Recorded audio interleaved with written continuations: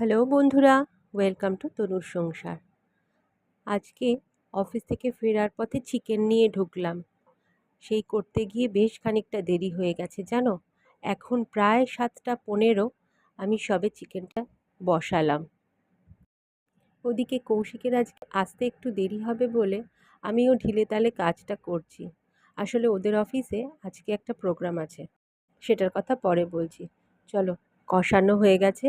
এবার এর মধ্যে ধনেপাতা বাটাটা দিয়ে দিলাম। আজকে একটুখানি ধনিয়া চিকেন বানাবো, তাই এই চিকেনটা বানাতে যেহেতু খুব একটা উপকরণ আর সময় কোনোটাই লাগে না, তাই জন্য এই প্রিপারেশনগুলো আমি চেষ্টা করি রাতের দিকে বানাতে। একটুখানি জল দিয়ে নাড়াচাড়া করে ঢেকে রাখলাম, এতেই সেদ্ধ হয়ে যাবে। চিকেন আমার আগে থেকেই ম্যারিনেট করা। এদিকে এটা করতে করতে কৌশিক চলে এসছে। আসার সময় বাবানকেও নিয়ে এসছে, কারণ ওর আজকে আবার পড়া ছিল। ওদের অফিসে একটা নিয়ম আছে, সেটা হলো মাসের 1 তারিখ থেকে 31 তারিখ অবধি যাদের যাদের জন্মদিন থাকবে, মাসের একদম শেষ দিনে তাদেরকে নিয়ে জন্মদিন পালন করা হয়। যেহেতু কৌশিকের জুলাই মাসে জন্ম, ওই জন্য জুলাই মাসের একদম শেষ দিনটাকে বেছে নিয়ে অফিসের যাদের যাদের প্রত্যেকের জুলাই মাসে জন্মদিন, তাদের ওই একদিন সেলিব্রেট করা হয়। এই দিনে ওরা গিফট পায়, ওদের একটা করে টপিক দেওয়া হয়, সেই টপিকের ওপরে স্পিচ দিতে হয়, কেক কাটা হয়। এইভাবে ওরা এই দিনটাকে পালন করে। দেখো, কার্ডটার মধ্যে কি সুন্দর প্রত্যেকে ওরা ওদের সিগনেচার করে দিয়েছে, আর সাথে দিয়েছিল এই চকলেটের বক্সটা। এই দিনটার জন্য ওদের অফিসের প্রত্যেকটা স্টাফ খুব এক্সাইটেড থাকে, কারণ প্রত্যেক দিনের কাজের রুটিনের বাইরে বেরিয়ে ওদের এই দিনটা খুব ভালোভাবে ওরা এনজয় করে। কার্ড, চকলেট ছাড়াও একটা গিফটের প্যাকেট ছিল, আর ছিল পাস্তা। এবার এটা ওদের ওখানেই খেতে দেয়, কিন্তু কৌশিক যেমন ওটা না খেয়ে বাড়িতে নিয়ে চলে এসেছিল।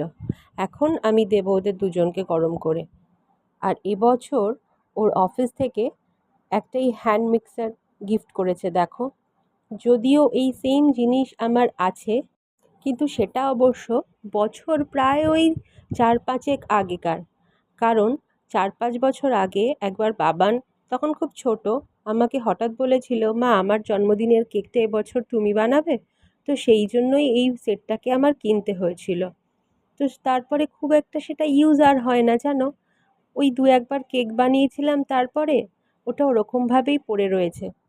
আর আবার আজকের গিফটটা খুলে দেখতে গিয়ে দেখলাম যে সেম জিনিস আবার পেয়েছি। যাই হোক, গিফট তো গিফটই হয়। আর তাছাড়া আমারটা অনেক পুরনোও হয়ে গেছিলো।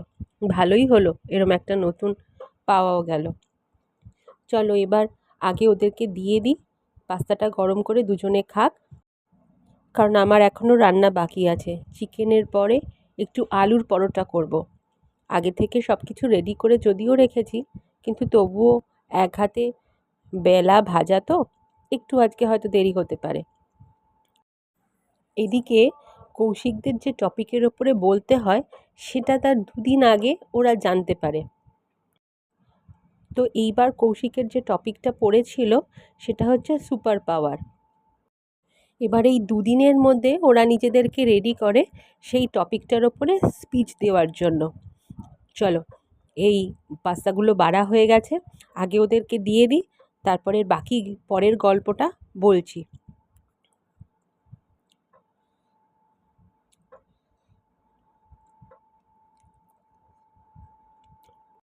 এবছর যেহেতু ওর প্রচণ্ড মন খারাপ ছিল এই সব বিষয়গুলোকে নিয়ে, তাই জন্য আমাকে একবার বলেছিল বটে যে ও এবছর কী টপিক পেয়েছে, কিন্তু তারপরে আমি আর ওকে এই নিয়ে কোনো প্রস্তুতি নিতে দেখিনি, তাই বিষয়টা আমারও মাথা থেকে বেরিয়ে গেছিল।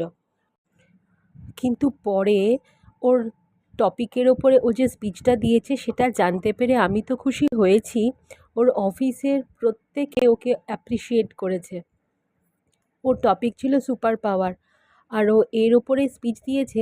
যদি ওর কাছে এই সুপার পাওয়ার থাকতো, তাহলে ওর মাকে আবার রিটার্ন আনতো এবং জিজ্ঞেস করতো যে ওর মা ওদেরকে ছেড়ে এত তাড়াতাড়ি কেন চলে গেলেন।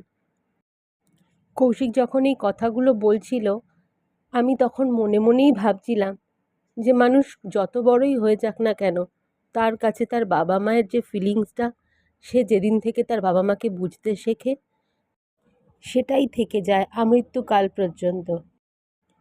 যাই হোক, আজকের ভিডিওটা আমি এখানেই শেষ করলাম। সবাই ভালো থেকো, সুস্থ থেকো। টাটা।